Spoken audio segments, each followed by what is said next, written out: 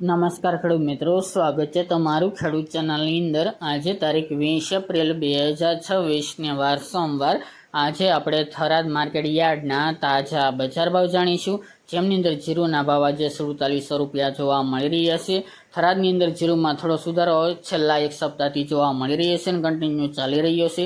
જ્યારે રાયડો હોય, ઘઉં ટુકડા અને બાજરીમાં પણ સામાન્ય સુધારો થરાદ માર્કેટ યાર્ડની અંદર દેખાઈ રહ્યો છે। બાકી જીરુમાં વધઘટ સાથે દરરોજ વેપાર થતો જોવા મળી શકે છે। તો ચાલો ખેડૂત મિત્રો આપણે જાણી લઈએ કે આજે રાયડો, જીરુ અને અજમાના ભાવ શું ચાલી રહ્યા હતા।